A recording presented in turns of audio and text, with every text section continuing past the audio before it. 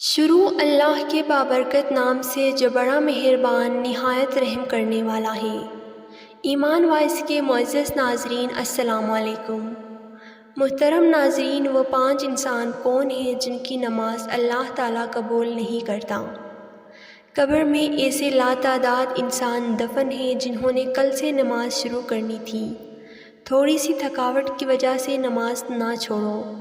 ان سے سیکھو جنہوں نے جسم پر خنجر ہونے کے باوجود سجدہ نہیں چھوڑا۔ 5 انسان ایسے ہیں جن کی نماز قبول نہیں ہوتی۔ پہلے نمبر پر ایسے غلام جو اپنے مالک کی اجازت کے بغیر گھر سے بھاگ جائے، جب تک پلٹ کر واپس نہیں آتا اس کی نماز قبول نہیں ہوتی۔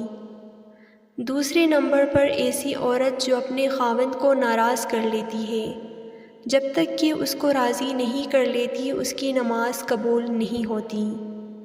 تیسری نمبر پر ایسا شخص جو کہ نجومی کے پاس جاتا ہے اور اپنے مستقبل کا حال پوچھتا ہے۔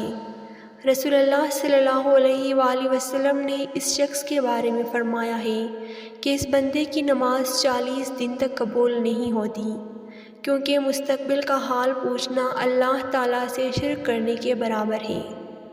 رسول اللہ صلی اللہ علیہ وآلہ وسلم نے ارشاد فرمایا ہے کہ مسلمان اور کافر کے درمیان فرق کرنے والی چیز نماز ہے۔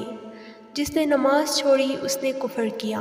حضرت عبداللہ بن قرۃ رضی اللہ تعالیٰ عنہ سے روایت ہے کہ رسول اللہ صلی اللہ علیہ وآلہ وسلم نے ارشاد فرمایا کہ سب سے اول جس چیز کا سوال بندے سے ہوگا وہ نماز ہے۔ اگر وہ ٹھیک سے اتری تو اس کے سارے اعمال ٹھیک اتریں گے، اور اگر وہ خراب نکلی تو اس کے سارے اعمال خراب نکلیں گے۔ حضرت عبادہ بن صامت رضی اللہ تعالیٰ عنہ سے روایت ہے کہ رسول اللہ صلی اللہ علیہ وآلہ وسلم نے ارشاد فرمایا کہ 5 وقت کی نمازیں اللہ تعالیٰ نے فرض کی ہیں۔